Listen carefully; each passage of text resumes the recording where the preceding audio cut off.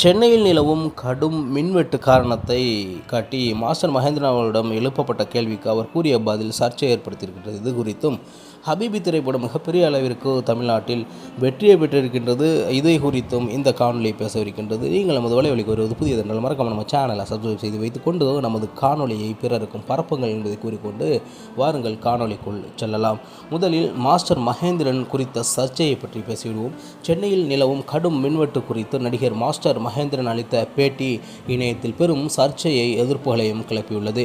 மைக்கு முன்னாடி நின்று கேள்வி கேட்டாவுடனே கரண்ட் வந்துருமா, ஒரு 6 மாதம் பொறுத்து கொள்ளக்கூடாதா என பேசிய பொதுமக்கள் மற்றும் இணையதளவாசிகளிடையே கடும் கோபத்தை ஏற்படுத்தி இருக்கின்றது. எதற்கெடுத்தாலும் கேள்வி கேட்டீர்கள், இவ்வளவு நாள் மின்சார பிரச்சனை இல்லாமல் ஜாலியாக இருந்தீர்கள், இப்போது பிரச்சனை வருகிறது என்றால் ஒரு 6 மாதத்திற்கு பொறுத்து கொள்ளக்கூடாதா என்ற கேள்வியை அவர் வைத்திருக்கின்றார். மைக்கு முன்னாடி நின்று கேள்வி கேட்டால் உங்கள் வீட்டுக்கு உடனே கரண்ட் வந்துருமா அப்படிங்கிற செய்தியையும் அவர் கேட்டிருந்தார். தேவைப்பட்டால் என் வீட்டு மின்சாரத்தை கூட எடுத்துக்கொள்ளுங்கள், சோலார் மூலம் மின்சாரம் தயாரிப்பது எப்படி என தெரிந்து வைத்துள்ளேன் என்பதையும் அவர் கூறியிருந்தார். இந்த கேள்வியை அவர் மிக எளிமையாக கடந்திருக்கலாம். ஆனால் அதற்கு கருத்து கூறுகிறேன் என்று கூறிவிட்டு தற்பொழுது சர்ச்சையில் சிக்கியிருக்கின்றார் என்றுதான் கூற வேண்டும். இக்காலத்திலும் சென்னையில் தொடரும் மின்வெட்டாலும் அவதிப்படும் பொதுமக்கள் மத்தியில் இவரது பேச்சு பொதுமக்களை அவலங்களை புரிந்து கொள்ளாத திமிரான மற்றும் பொறுப்பற்ற பேச்சு என சமூக வலைதளங்களில் கடுமையான விமர்சனம் இவர் மீது எழுந்திருக்கின்றது.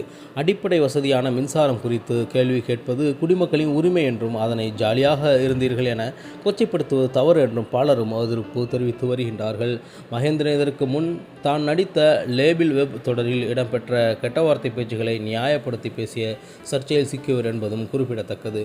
மேலும் மக்களை பொறுத்தவரை இதுபோன்ற மிக முக்கியமான விடயங்களில் பெரும்பாலும் பிரபலங்கள் தங்களுடைய பதிலை தவிர்த்து விடுவார்கள். அவ்வாறு தவிர்ப்பதுதான் அவர்களுக்கும் சிறந்தது என்று பொதுமக்கள் விரும்புவார்கள். ஏனென்றால் ஒரு சில விடயங்களில் நேரடியாக நாம் கருத்து கூறுவது என்பது மிகப்பெரிய ஒரு ஆபத்தையும் சர்ச்சையையும் ஏற்படுத்தும் என்பது எல்லா பிரபலங்களுக்கும் தெரியும்.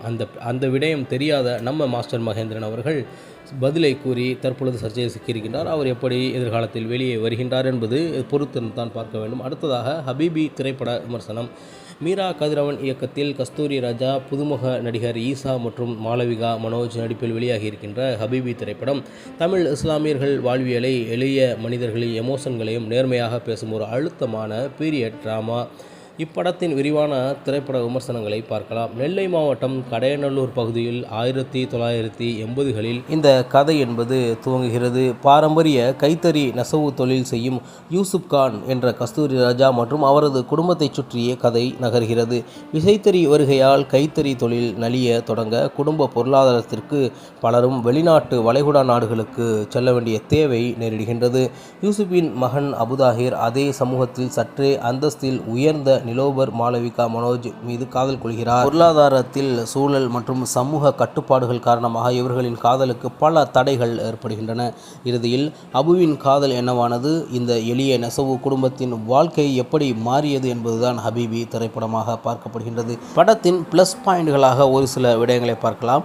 உண்மையான வாழ்வியல் பதிவு. தமிழ் சினிமாவில் வழக்கமாக இஸ்லாமியர்களை காட்டும் ஸ்டீரியோ டைப் பாணிகளை உடைத்து அவர்களின் உண்மையான கலாச்சாரம், சடங்குகள், திருமண வாழ்க்கை மற்றும் அவர்களுடைய மரண தொழுகைகள் போன்றவற்றை மிக தெளிவாக காட்டுகின்ற ஒரு திரைப்படமாகவும் நெல்லை வட்டார மொழி வழக்கை அச்சு அசலாக பதிவு செய்து இருக்கின்றார் இயக்குனர் கஸ்தூரி ராஜாவின் நடிப்பு. மிகப்பெரிய அளவிற்கு எதிர்பார்க்கப்பட்ட அந்த கஸ்தூரி ராஜா அவர்களுடைய நடிப்பு என்பது நிச்சயமாக அனைவராலும் கொண்டாடப்படக்கூடிய அளவிற்கு மிக அற்புதமான ஒரு நடிப்பை அவர் வெளிப்படுத்தினார். நீண்ட இடைவெளிக்கு பிறகு நெசவாளர் மற்றும் பாசமுள்ள தந்தையாக வரும் கஸ்தூரி ராஜா உணர்வு பூர்வமான தங்களுடைய நடிப்பை படத்தில் வெளிப்படுத்தியிருக்கின்றார். குறிப்பாக தம்பி மற்றும் மகனுக்காக அவர் கலங்கும் காட்சிகள் கண்கலங்க வைக்கின்றன. மாளவிகா மனோஜ் மற்றும் ஈசா. நாயகியாக வரும் மாளவிகா மனோஜ் தனது இயல்பான நடிப்பால் கவனம் ஈர்க்கிறார்.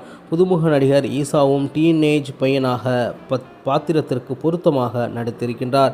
சாம் இசை அவர்களுடைய பின்னணி இசையால் மிகப்பெரிய அளவிற்கு படத்தின் காலகட்டத்திற்கு உணர்வுபூர்வமான காட்சிகளுக்கும் நல்ல பலம் சேர்த்து இருக்கின்றது என்றுதான் கூற வேண்டும். சில மைனஸ்களும் இந்த திரைப்படத்தில் இருக்கின்றன. கதையின் உணர்வுகளுக்கு முக்கியத்துவம் கொடுக்கப்பட்டிருந்தாலும் படத்தில் முதல் பாதியும் சில காட்சிகளும் மிக மெதுவாக நகர்கின்றன.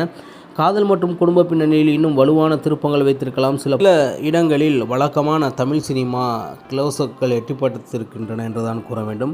அதிரடி திருப்பங்களோ மசாலாத்தனமான விறுவிறுப்போ இல்லாததால் வணிக ரீதியாக படங்களை விரும்புபவர்களுக்கு சற்று சலிப்பை ஏற்படுத்தி இருக்கலாம் இந்த திரைப்படம் என்பதுதான் இந்த திரைப்படத்தின் மைனஸாக பார்க்கப்படுகின்றது. ஒட்டுமொத்தத்தில் இப்படம் 80களில் பின்னணியில் ஒரு சமூகத்தின் மாற்றத்தை அதன் பின்னாளில் உள்ள வழிகளையும் நேர்மையாக பேச முயன்றுள்ளது.